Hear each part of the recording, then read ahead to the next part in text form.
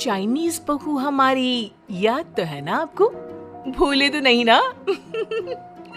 हाँ भाई, थोड़ी देर में ही सही, लेकिन चाइनीज बहू की कहानी आ ही गई। क्या हो रहा है ये देश में? चाइना ने तो आतंक ही मचा रखा है। अरे क्या हो गया? क्यों चाइना को कोसता रहता है? भूल मत, तेरी ससुराल चाइना की ही है। हाँ माँ, पर ये देखना, लड़ाई झगड़े, ये बीमारी, ऊपर से ये देश कितना चालाक है। अंदर न जाने क्या क्या करता रहता है।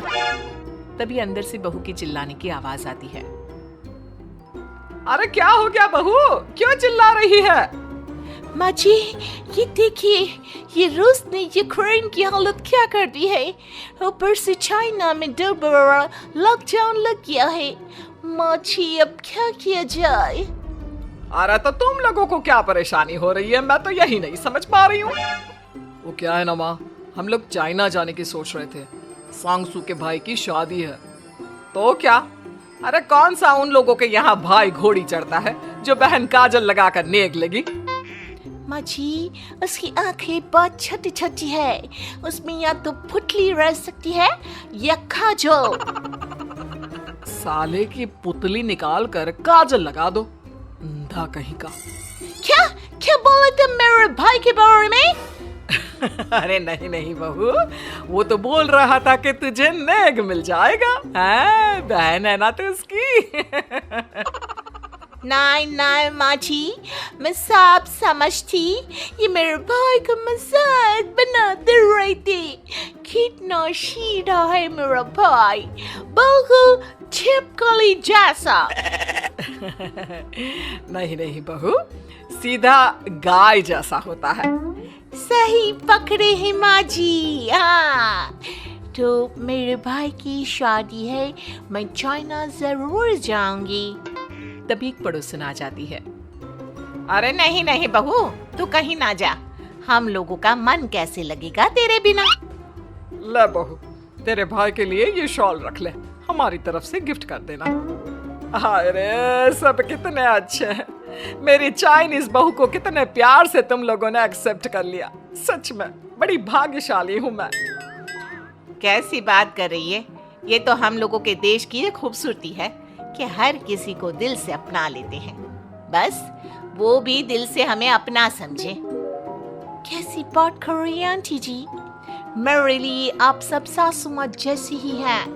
मुझे भारत बहुत अच्छा लगता है, ये सबसे अच्छा देश है। मेरा भारत महान। वैसे भी लड़के की शादी जहाँ होती है वो तो वहीं की हो जाती है ना। जीती रे बहू, सही बोल रही है। औरत तो होती ही पानी की तरह है, जो जहाँ जैसे रखे वैसी ही शेप ले लेती है।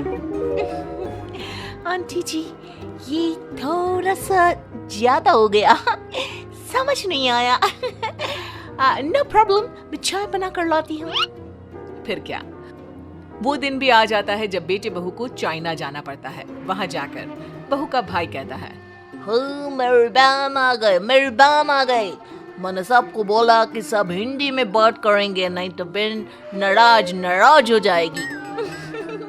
थैंक्स बॉय, हिंदी मेरी भाषा है। अब मुझे उसमें बात करना अच्छा लगता है। आपने जीजा जी से मिलो। ओ बहन, तुम अंदर चलो। सभी बहू को अंदर लेकर चले जाते हैं, लेकिन सांगसू का पति, वो तो बेचारा चाइना के ससुराल के आंगन में अकेला खड़ा रहता है। काफी देर तक जब कोई उसे नहीं पूछता तो वो माँ को घर पर फोन करता है। हाँ बेटा, पहुंच गए ना कुशल मंगल? हाँ माँ, लेकिन सांगसू पता नहीं कहाँ है। वो तो अंदर गई है, तब से बाहर आई ही नहीं। अरे कैसी बात कर रहा है? तो तू अंदर चला जा, तू बाहर क्यों है? अरे दामाद है तू वहाँ का, उन लोगों ने तुझे बिठाया, चाय पानी कुछ नहीं पूछा? नहीं ना माँ। तभी सामने से सांगसू आती है। क्यों आप अभी तक तैयार नहीं हुए? और ये बैग लेकर क्यों कमरे से बाहर आए? इसे वहीं रख देते। कमरा? कौन सा कमरा? अरे कैसी बात कर रही हो? जब से तुम अंदर गई हो मैं बाहर ही तो खड़ा हूँ। बहू को बहुत हैरानी होती है और गुस्सा भी आता है। तभी उसका भाई और माँ आ जाते हैं। और सांगसू, अंदर खाना लग गया है, पहले ये बताओ कि मेरे पति को किसी ने खाना या पानी क्यों नहीं पूछा? वो भारत से ससुराल पहली बार आया है, वो भी मेरे कहने पर। उनकी इज्जत क्यों नहीं की? देख बेटी, तूने जबरदस्ती जिद में शादी की थी तो हम लोगों ने कर दी, लेकिन अब तुम ये सोचो, पूरी चाइना में मैं इस इंडियन को अपना दामाद बताऊं? So sorry. हाँ संगसू, और तुम भी चुप रहना, नहीं तो वो लोग मेरी शादी तोड़ देंगे। ओह, ऐसी बात है। कोई बात नहीं, मैं बाहर होटल में रह लेता हूँ, तुम वही करो जो ये लोग चाहते हैं। कैसी बात कर रहे हो? शादी के बाद पति जैसा भी हो, जो भी हो, पति होता है। वैसे भी तुम्हारे पूरे परिवार ने, सबने बिना सोचे मेरा साथ दिया, मुझे एक्सेप्ट किया और प्यार किया। मैं अपने देश में आपको अकेला कैसे छोड़ सकती हूँ? ये हिंदी फिल्म का ड्रामा बंद करो, मैं अब ये बर्दाश्त नहीं करूंगी। चुपचाप अंदर चलो, नहीं तो ये शादी वादी यहीं खत्म करके इसे अकेले ही इंडिया जाना पड़ेगा। कैसी बात कर रही हो माँ? ये मेरे पति हैं। है नहीं था, हम लोगों ने यहाँ वकील को बुला लिया है, जिसके बाद अब तेरा तलाक करा के हम यहाँ के चाइनीज लड़के से तेरी शादी करा देंगे। अरे कैसी बात कर रहे हो? हम तो यहाँ तुम्हारी शादी के लिए आए थे। नहीं नहीं, मैं सांगसू के बिना नहीं रह सकता हूँ। हाई वोल्टेज ड्रामा होने के बाद से ही सारा माहौल खराब हो जाता है कि तभी एक लड़की आती है। मैंने सारा इंतजाम कर दिया है। सांगसू की शादी का मंडप परसों लग जाएगा, तब तक इसके पति को कमरे में बंद कर देते हैं। सभी सांगसू के पति का हाथ बांधकर उसे कमरे में बंद कर देते हैं। ये क्या कानूनी है? आप लोग मेरे पति के साथ ऐसा नहीं कर सकते हैं। मैं किसी से शादी नहीं करूंगी, ये साफ बात है। पहले मैं अपनी शादी करूं, फिर तेरी भी शादी करवा दूंगा। सब कुछ तय हो जाता है, भाई की शादी हो जाती है। फिर वो दिन भी आ जाता है जब सांगसू की शादी वो लोग जबरदस्ती करने के लिए उसे मंडप पर ले जाते हैं। ऐसा मत करो, ये मेरी बीवी है। मैं किसी से शादी नहीं करूंगी। कैसे नहीं करेगी शादी? शादी तो तेरा बाप भी करेगा। हो, मैं करूंगा शादी। प्लीज कोई मेरी शादी किसी अच्छा औरत से करवा दे। चुप, बिल्कुल चुप। फिर माँ सांगसू और उसके पति से कहती है, तुम लोगों का बच्चा मेरी कैद में है। अगर तुम लोगों ने कोई भी होशियारी की तो मैं इस बच्चे को मार दूंगी। दोनों माँ का रूप देखकर हैरान हो जाते हैं। बच्चे की खातिर दोनों शांत हो जाते हैं और शादी की रस्में शुरू हो जाती है कि तभी सांगसू की सास पुलिस के साथ आ जाती है।